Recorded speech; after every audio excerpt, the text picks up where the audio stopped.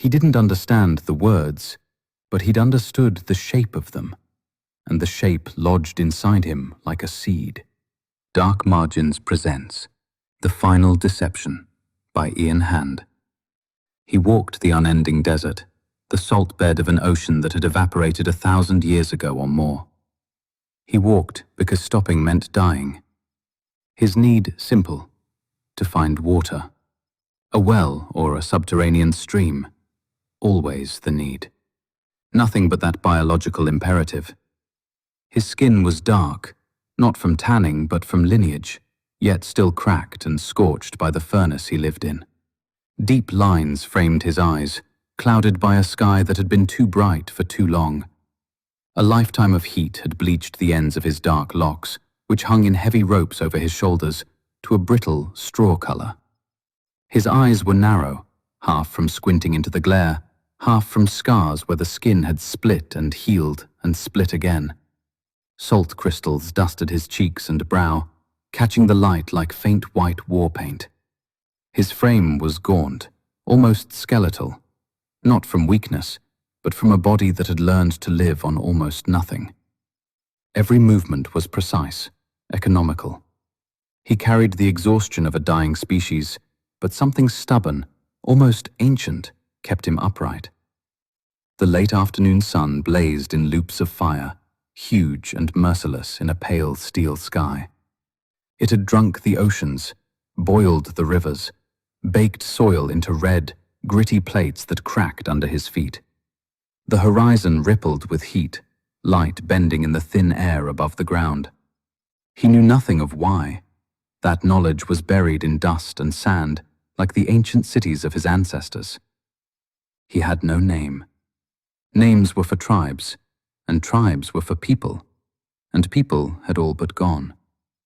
The mornings and evenings were the best times to explore, looking for food and water, as the temperature was slightly cooler, but not by much. He climbed a rise of sandstone, steadying himself on a twisted spine of rock. At the peak, he paused, chest heaving. Below, something broke the monotony of stone. A circle, metal, half buried. He squinted against the relentless light, vision swimming, then slid down the slope, sand and grit shifting around his feet.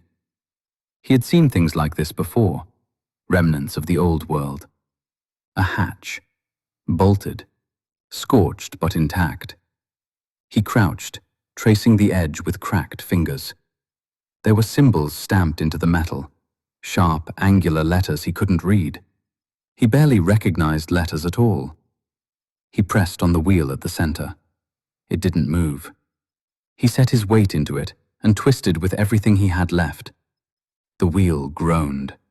Then, with a reluctant metallic cough, it turned. A hiss of stale, ancient air escaped like a dying breath. The hatch lifted. Warm dust rose. Darkness yawned below, cool, untouched by the sun's fury. A ladder descended into black. He hesitated only a moment. The desert behind him shimmered like the surface of a stove. Staying out here meant being cooked alive. So he climbed. The air grew cooler with each rung. His eyes adjusted. When his foot touched the floor, lights flickered to life, dim, yellow bulbs buzzing with old electricity. The bunker awoke. The walls shifted. No, they lit up. He turned. Faces stared at him. Strong jaws, stern eyes, clean uniforms. Magnificent banners in black, white, and red. Symbols he didn't understand. Armies marching. Crowds roaring. Then a machine whirred to life across the room, casting an image onto a stained screen. Powerful music filled the room. A man in a brown shirt, with a small dark moustache, raising his hand as thousands screamed devotion. He spoke, voice booming in a language he had never heard, but somehow felt deep in his bones. The cadence, the rhythm, the certainty. The image switched, showing machines of war on land, in the air, and on water, crushing enemies like insects. Power. Pure, unbroken power. He stepped closer, almost reverent. This must be the elder race, he thought. The ones who ruled before the scorching of his world. The ones who tamed the tribes of the world, commanding with lightning and fire. A civilization of giants. He fell to his knees without knowing why. The projector hummed, warm against the cool air of the bunker. He watched until the film looped, repeating forever, a god caught in an eternal sermon. In the world above him, the sun flared again. The man wandered deeper into the bunker.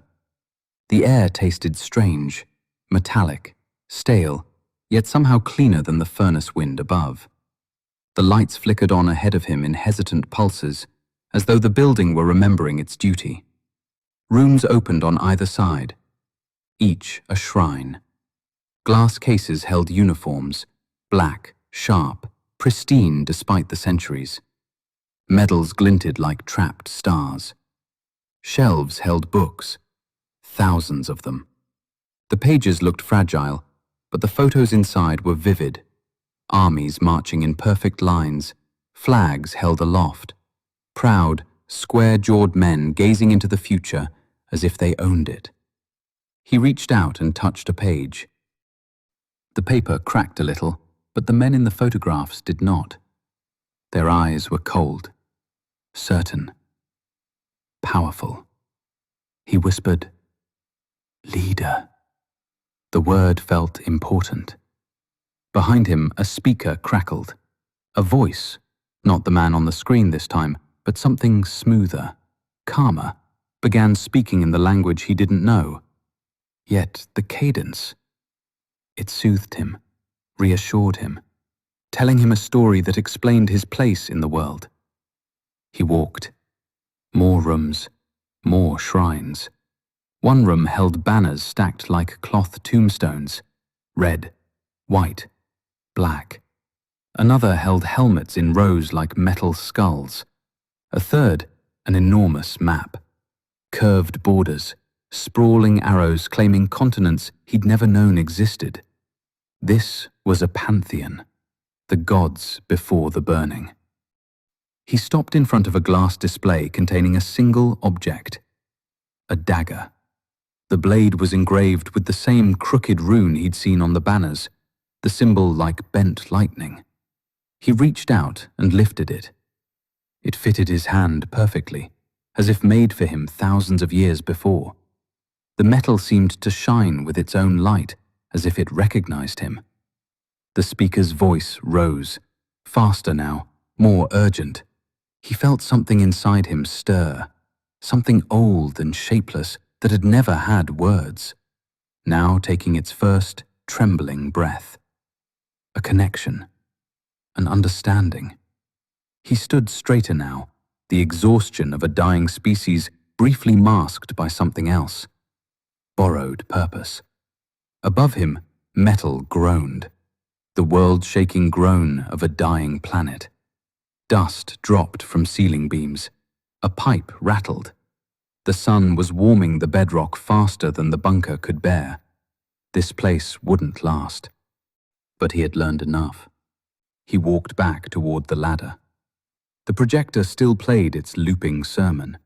The man still shouted. The crowds still roared.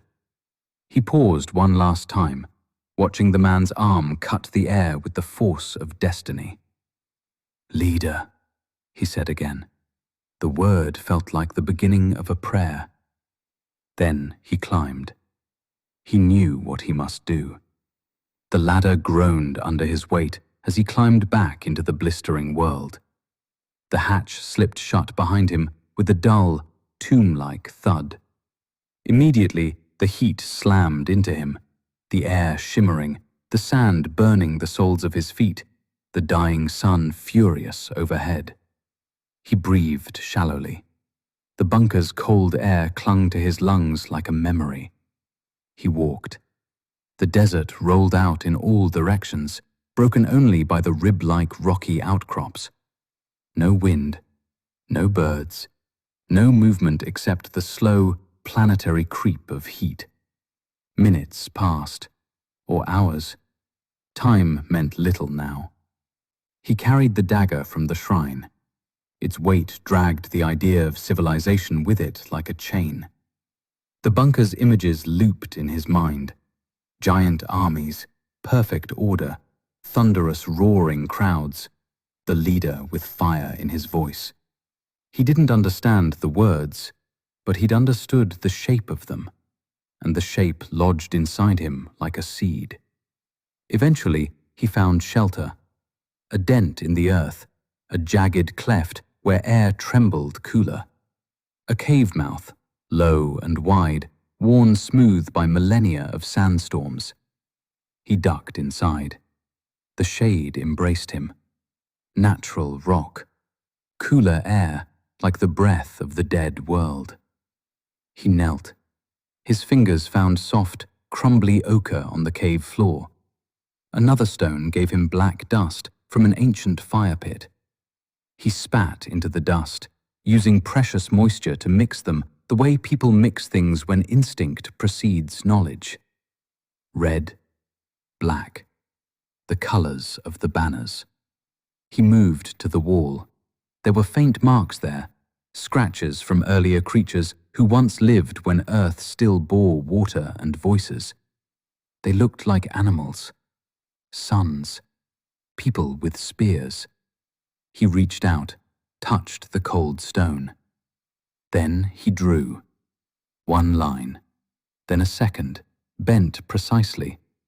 Then the other arms, curling inward, the symbol emerging clean and true. Crude, primitive, holy. He stepped back. He didn't know what it meant, only that it meant power. The power of the elder race, who had conquered the world before the sky caught fire. The man in the bunker had raised it like a beacon. He now did the same, in the only language left to him. A rumble vibrated through the ground, as if the very earth trembled at the symbol. He stared at it, breathing hard. A dim, flickering ember of pride glowed inside his chest.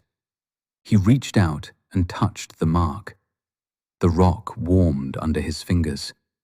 He mouthed a word he'd learned from the projector's cadence. Not its sense, a word fashioned by awe and fear. A word he thought meant leader, or father, or fire. It did not matter if he understood it. Any future species that found this cave would not understand it either. But they would see it, and they would feel it. He bowed his head before the painted, angular rune on the cave wall and whispered the broken word the bunker had fed him in its dust-dry voice. Not understanding it, not knowing what it had once meant, only feeling the form in his mouth. Then he stood, threw his locks over his shoulders, planted his feet wide as the crowds had done in the flickering images, and raised his arm, copying the gesture he had mistaken for worship. The old sickness returned to the world, without memory, without history, without shame. And in the timeless darkness of the cave, the deception took hold again.